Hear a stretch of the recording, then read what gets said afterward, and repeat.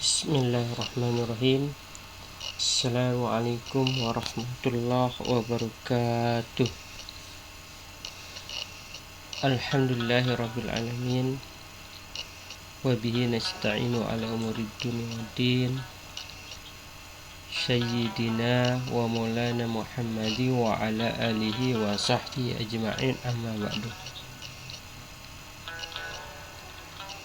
Alhamdulillah wa syukurillah, anak-anakku yang berbahagia, anak-anak kelas 6. Alhamdulillah, pada kesempatan ini kita kembali dalam pembelajaran yaitu akidah akhlak, di mana pada minggu sebelumnya kita sudah belajar akidah akhlak juga. Namun pada kesempatan ini kita melanjutkan ke pembelajaran berikutnya, yaitu pelajaran 2 tentang Asmaul Husna. Namun sebelum kita lanjutkan, sejenak kita panjatkan puji syukur kehadirat Allah Subhanahu wa Ta'ala yang telah begitu banyak memberikan kita nikmat-nikmat, tentunya nikmat iman wal Islam, nikmat kesehatan dan kesempatan seperti yang kita rasakan pada saat sekarang ini. Selawat serta salam tak terlupakan kepada baginda junjungan alam Nabi besar Muhammad sallallahu alaihi wasallam, keluarga, para sahabat serta pengikutnya hingga akhir zaman ini. Baiklah anak-anakku semuanya, kita lanjutkan pelajaran pada siang hari ini, di mana pelajaran 2 tentang Asmaul Husna. Silakan Anda semua membuka buku paketnya masing-masing.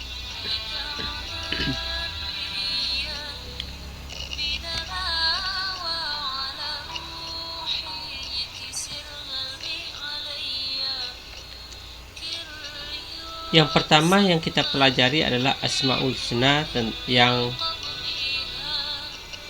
Al-Qawiyyu, ya. Asmaul Husna Al-Qawiyyu. Pernahkah kalian mendengar kisah raksasa Jalut? Jalut adalah seorang laki-laki yang sangat kuat dan bertubuh raksasa, tetapi dengan mudah dia dapat dikalahkan oleh Daud yang kelak menjadi nabi, yang saat itu masih belia. Siapa yang memberi kekuatan pada Daud? Siapa yang menciptakan si raksasa Jalut? Dia adalah Allah yang memiliki sifat Al-Qawi.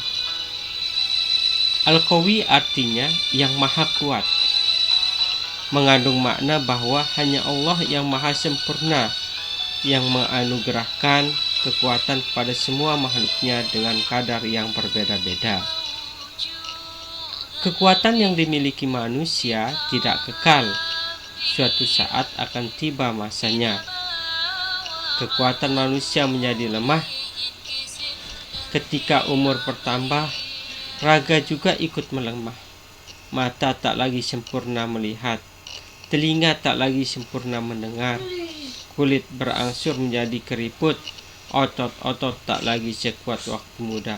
Begitulah kekuatan yang dimiliki manusia. Ada sebuah ungkapan bahwa di atas langit masih ada langit. Begitu pula kekuatan manusia. Bisa jadi seseorang yang paling kuat di sebuah daerah, tetapi di tempat lain ada orang yang lebih kuat dari dia. Sebaliknya, kekuatan Allah adalah mutlak. Tidak ada yang melebihi kekuatan milik Allah. Begitu pula tidak akan pernah kekuatan Allah menjadi lemah, bahkan sampai tidak ada lagi kehidupan di bumi. Allah berfirman sebagai berikut: Ma qadarullaha haqqa qadri innallaha laqaw.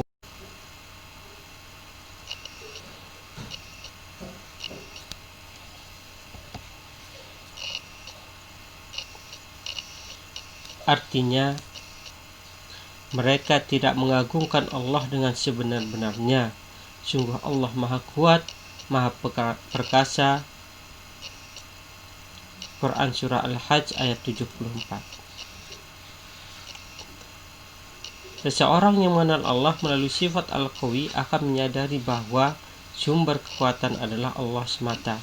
Dengan demikian, jika ia dianugerahkan kekuatan yang lebih daripada orang lain, kekuatan yang dimilikinya dipergunakan untuk melindungi makhluk yang lemah, bukan untuk menindas dan menganiaya yang lebih lemah. Selain itu, dengan mengenal sifat Allah Al-Qawi, kita diperintahkan untuk menjadi seorang mukmin yang kuat secara fisik maupun mental. Kita harus memiliki fisik yang kuat, mental yang berani, dan menggunakan kekuatan itu untuk kebenaran memperjuangkan agama Islam.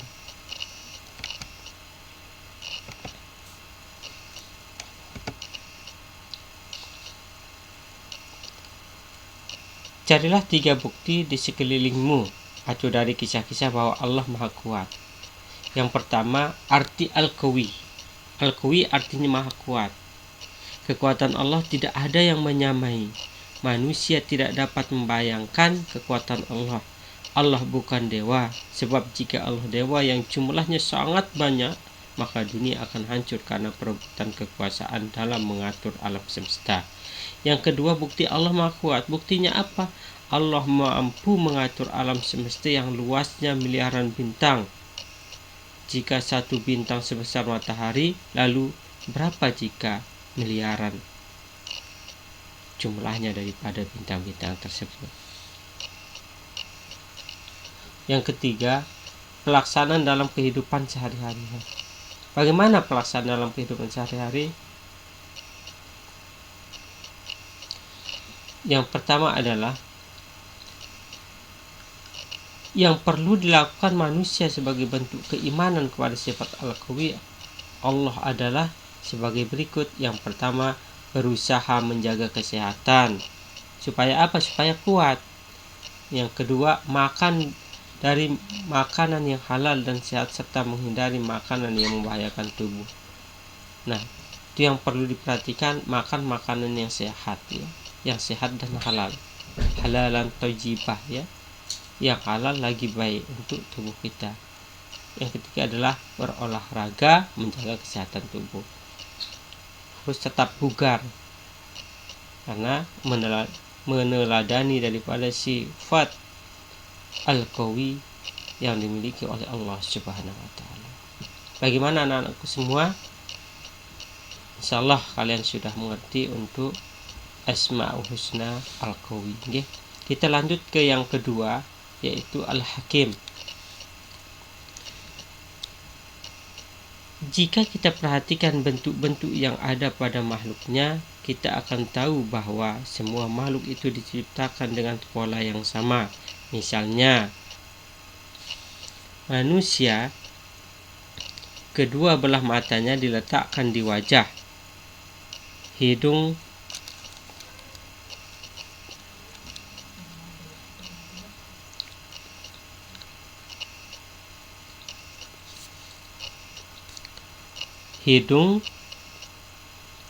diletakkan di antara kedua mata, dua tangan di samping kanan dan kiri, telapak kaki di bagian paling bawah. Kita tidak pernah menemukan mata di lutut atau tangan di kepala.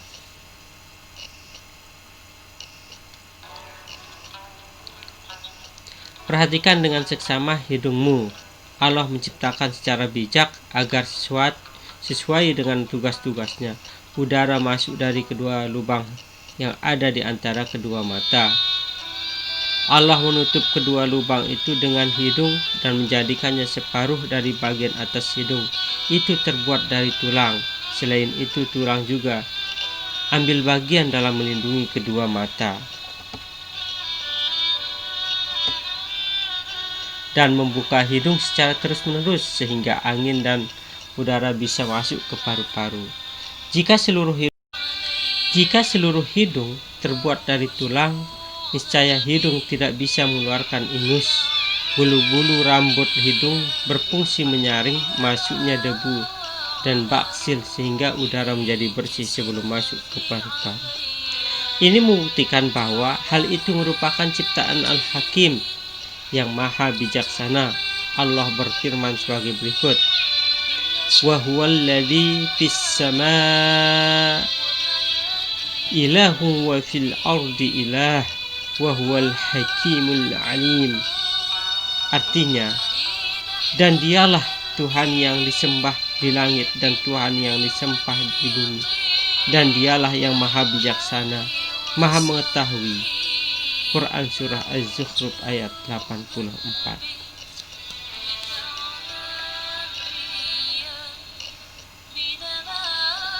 Coba kita lihat wazifah atau tugas di bawah ini.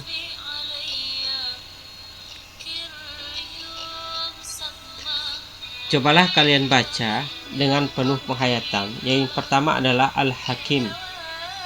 Al-Hakim artinya adalah maha bijaksana. Allah itu maha bijaksana.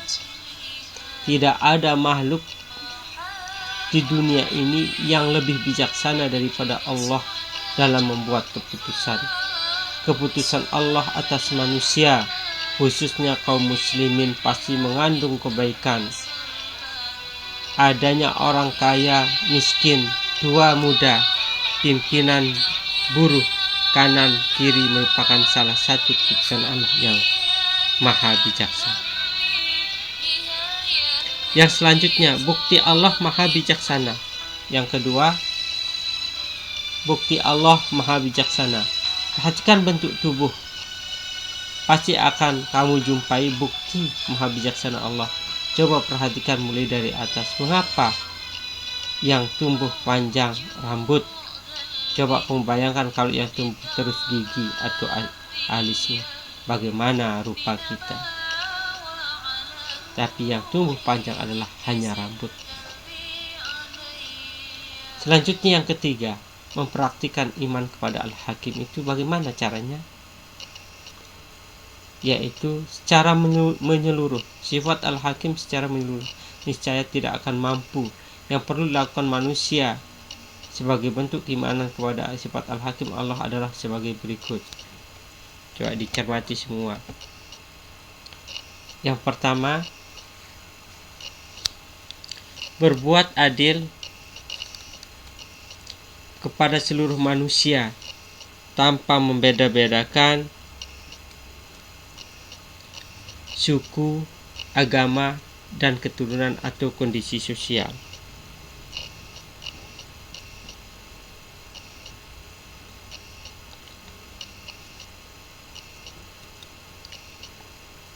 Yang B, bijaksana. Bijaksana dalam berbuat, tidak merugikan orang lain, suka menolong dan memberi manfaat bagi orang lain.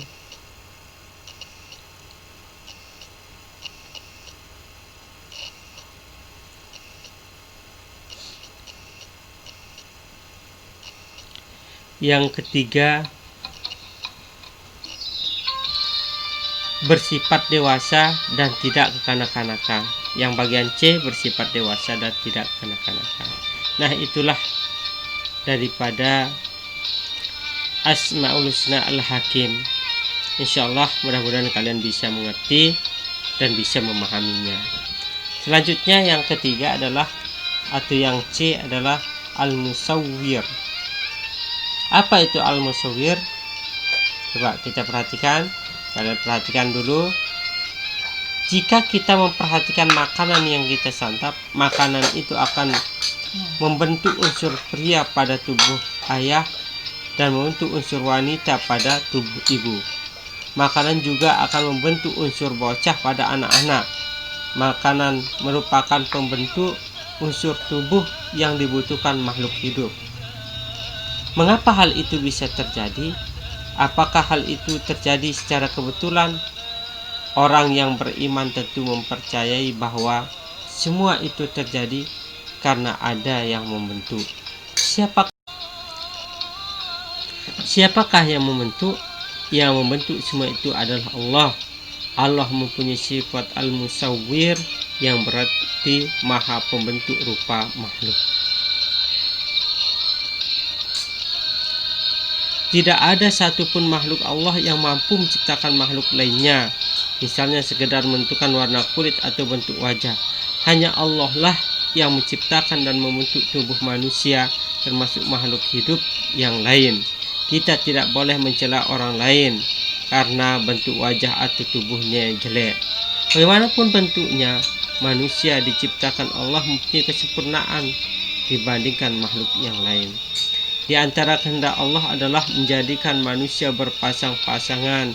Ada laki-laki, ada perempuan, ada tinggi, ada pendek, ada gemuk dan kurus. Allah berfirman sebagai berikut dalam Quran surah Al-Hujurat ayat 13. Ya ayyuhan nas, inna khalaqnakum min dzakarin aw untha wa ja'alnakum syu'uban wa qabail lita'arafu inna akramakum indallahi atqakum innallaha alimun khabir. Artinya, wahai manusia, sungguh kami telah menciptakan kamu dari seorang laki-laki dan seorang perempuan.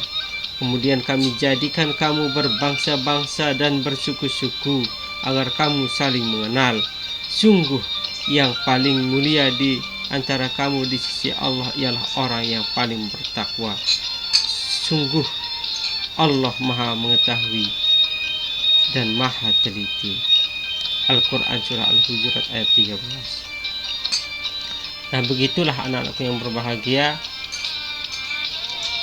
Asmaul Husna Al-Musawwir adalah Allah adalah Maha Pembentuk rupa makhluk. Dia yang Maha Pembentuk. Selanjutnya, bukti di sekeliling yang menunjukkan bahwa Allah mempunyai sifat al-musawwir. Yang pertama adalah adanya penampakan alam yang sangat beragam macam bangsa, suku, ras, bahasa, dan warna. Kulit merupakan bukti Allah Maha Pembentuk rupa. Yang kedua, bukti Allah Maha Pembentuk rupa. Perhatikan bentuk cap jempol 10 orang temanmu. Adakah yang sama? Bahkan jumlah miliaran manusia ini sekalipun kembar, tapi pasti tidak ada yang sama persis. Bahkan cap jempol saja tidak ada yang sama di antara manusia di dunia ini. Yang ketiga, bagaimana mempraktikkan iman kepada al-musawwir? Jika ingin meneladani sifat al-musawwir secara menyeluruh, niscaya tidak akan mampu. Yang perlu kita lakukan sebagai manusia adalah yang merupakan bentuk keimanan kepada sifat al-musawwir adalah sebagai berikut. Yang pertama, tidak merasa tinggi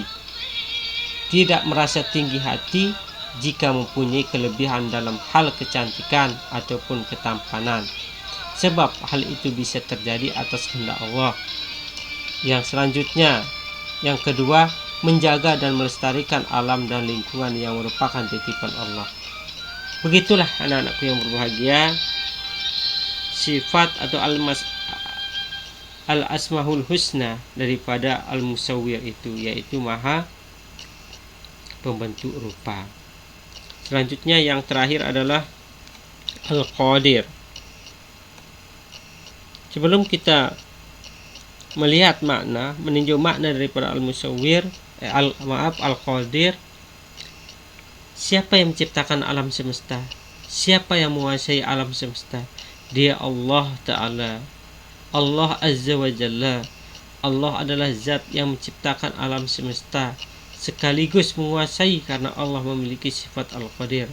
Al-qadir artinya adalah yang maha kuasa.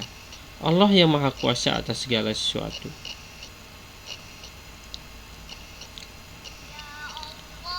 Karena dari itu, Allah maha kuasa atas seluruh alam semesta berikut semua makhluk di dalamnya. Allah maha kuasa. Ustaz ulangi. Al-Qadir artinya yang maha kuasa. Allah maha kuasa atas seluruh alam semesta berikut, semua makhluk di dalamnya. Allah maha kuasa melimpahkan rahmat dan menjatuhkan hukuman bagi siapa saja yang dikehendakinya. Tidak ada satupun yang dapat menolak kehendaknya. Tidak ada yang dapat menandingi kekuasaannya. Bagi orang yang mengenal Allah melalui sifat Al-Qadir, tentu akan menyadari bahwa kekuasaan tertinggi hanyalah milik Allah.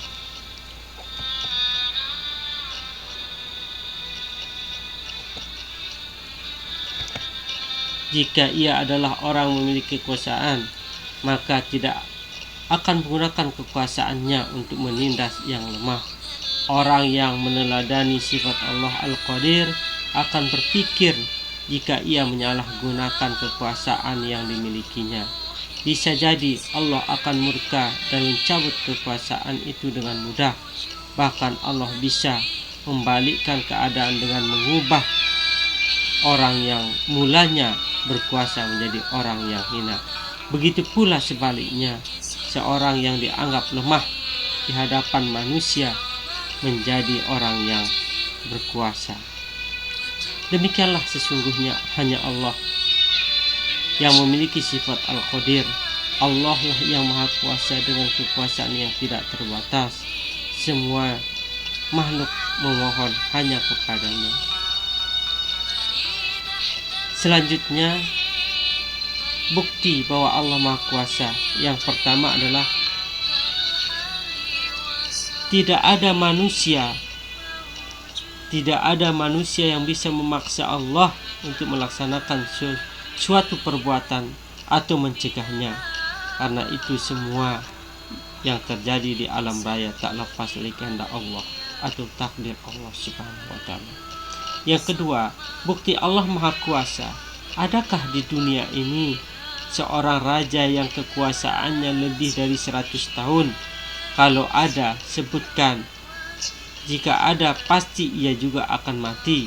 Berbeda dengan Allah yang kekuasaannya tidak terbatas waktu dan tempat. Bagaimana mempraktikkan iman pada Al-Qadir? Jika kita ingin meneladani sifat Al-Qadir secara menyeluruh, niscaya tidak akan mampu. Yang perlu dilakukan manusia sebagai bentuk keimanan pada sifat Al-Qadir Allah adalah sebagai berikut. Yang pertama adalah menolong orang yang dalam kesulitan atau tertindas. Yang kedua, menunjukkan sifat yang mengayomi keluarga orang tua, saudara, kandung, dan masyarakat sekitarnya. Begitulah sifat-sifat Allah yang kita pelajari tadi. Kalian sudah mempelajarinya dari awal. Silakan, mungkin ada yang belum kalian pahami. Silakan kalian bisa membuka buku paketnya, yaitu pelajaran 2 Asmaul Husna 1. Mungkin hanya itu yang bisa disampaikan oleh Ustadz. Terima kasih, mohon maaf atas segala kekurangan. Sekian, Assalamualaikum warahmatullahi wabarakatuh.